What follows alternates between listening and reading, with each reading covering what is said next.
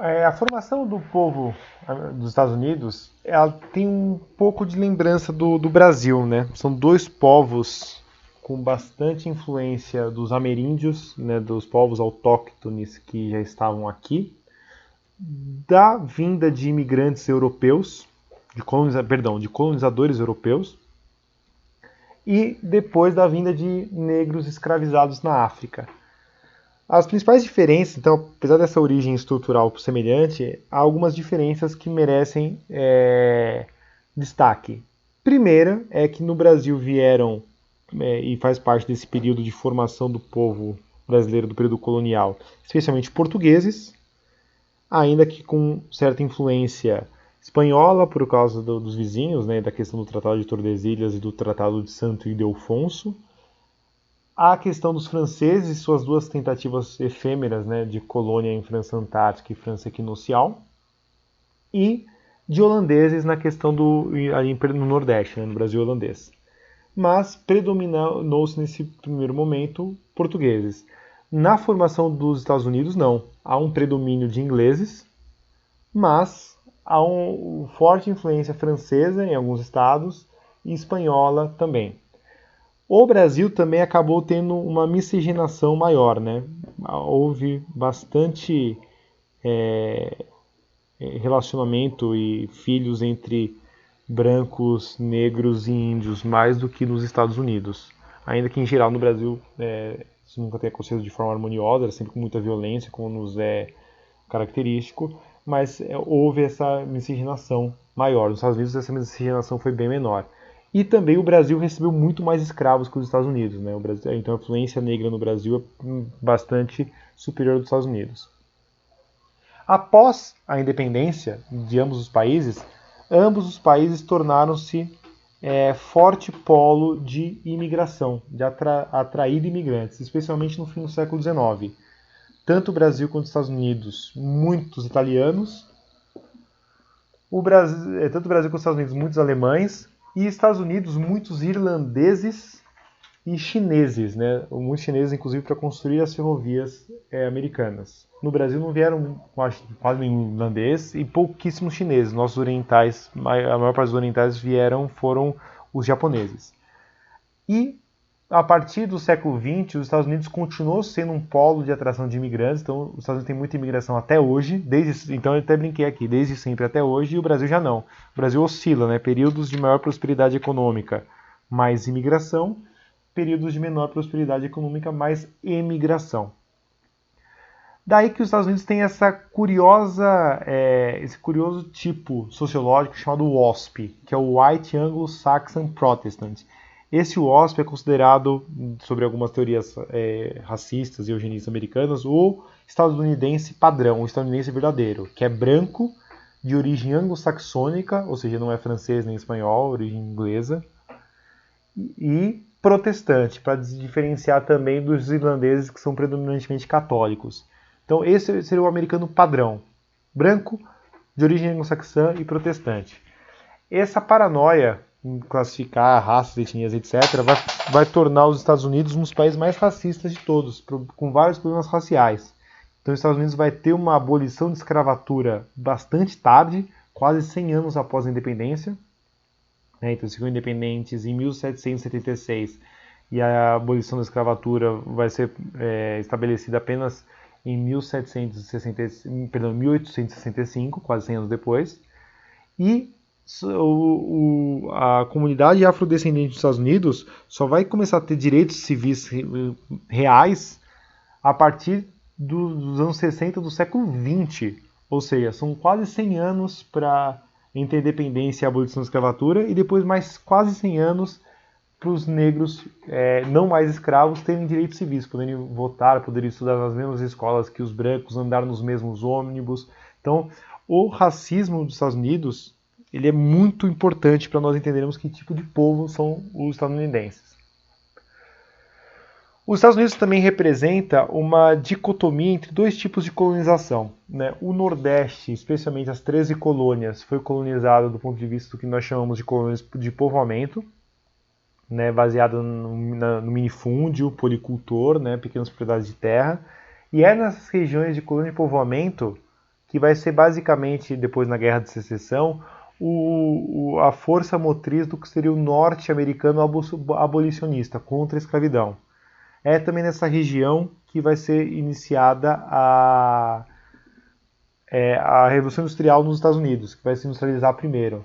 Vai ser essa região, depois que a gente vai ver, é o Manufacturing Belt, né, o cinturão de manufatura, onde vai ter a indústria.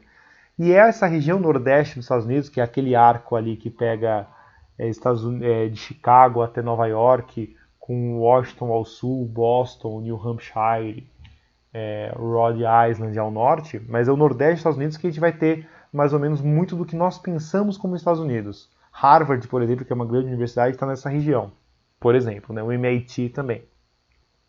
No sul dos Estados Unidos, especialmente nas áreas de influência espanhola e francesa, mas também na parte das 13 colônias de clima subtropical, onde dava para plantar então coisas importantes para a Europa, como laranja, cana, algodão especialmente, houve a colônia de exploração que a gente conhece bastante na América Latina, especialmente no Brasil, né, que era de perfil latifundiário, escravocrata, agrário e, de certo modo, ignorante. Então, em geral, é mais ou menos assim. Os Estados Unidos que boa parte das pessoas do mundo respeitam são Estados Unidos, basicamente, da parte norte das 13 colônias, o nordeste dos Estados Unidos, que foi mais ou menos colonizado sob o ponto de vista da colônia de povoamento.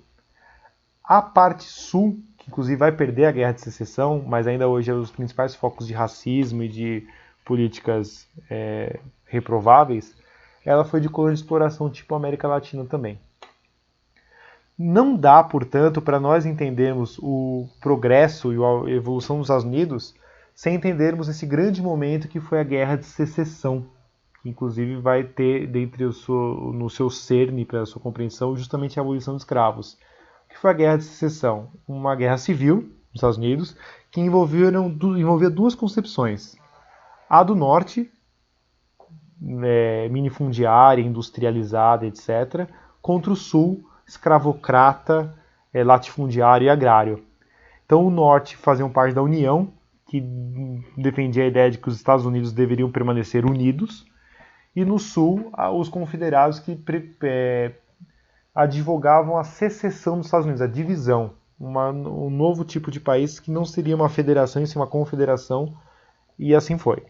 Então, os Estados Unidos que a gente conhece hoje, ele se dá pelo resultado da vitória dos unionistas, né, da união dos países dos estados do norte, abolicionistas, industrializados, sobre os estados do sul, latifundiários, escravocratas.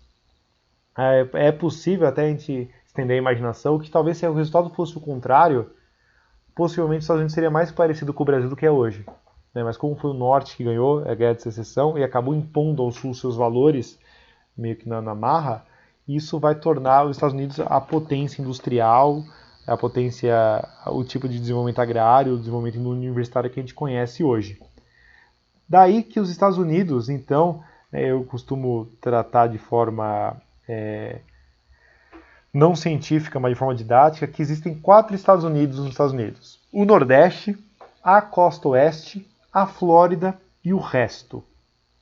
Então, o que seria o Nordeste e a Costa Oeste, ou o Nordeste, que é essa região dos Grandes Lagos, e vem até o norte de Washington, essa parte aqui na divisa do Canadá, é os Estados Unidos que muita gente admira. Harvard, MIT, Yale, o Teatro da Broadway, a Bolsa de Nova York, etc. A General Motors, a Ford.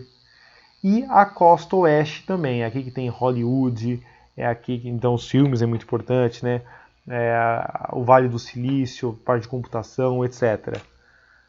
Além disso, do Nordeste e do Oeste, então a gente pode ver que do ponto de vista do território são até partes diminutas, nós temos a Flórida, que é uma outra coisa, então quem já foi para os Estados Unidos e só conhece a Flórida, é complicado falar que conhece os Estados Unidos. Quem já foi para a Flórida e para Nova York deve ter reparado o impacto, a diferença de noção. A Flórida é um estado criado justamente para agradar especialmente turistas. É tipo a cidade de Las Vegas, né? Quem conhece Flórida e Las Vegas não conhece exatamente os Estados Unidos. E, tirando a Flórida, tirando o Nordeste, tirando a Costa Oeste, nós temos o resto dos Estados Unidos, que é o Estados Unidos profundo mesmo, que é quem conhece os Estados Unidos tem que ter passado eventualmente por aqui. Por isso que quem tem só, por exemplo, conhece Nova York, Miami, Orlando, Las Vegas e Los Angeles, tem uma visão X dos Estados Unidos. É importante vocês perguntarem, quem quiser conhecer mais, perguntar como é que funciona esse meio oeste americano. Esse meio oeste, inclusive, tem até algumas coisas engraçadas, que são, por exemplo, aqueles Amish, né, que são aquela galera que vive como se fosse no século XIX, até os programas que brincam com eles. Nessa região tem várias seitas suicidas, assim. É uma região, o meio oeste americano é uma região que tanto os próprios Estados Unidos nem exploram comercialmente muito. Eles não têm grandes propagandas, os filmes em geral não passam aqui, né? As séries também não, em geral eles passam nessas regiões, ou na Flórida, ou no Nordeste, ou na Costa Leste.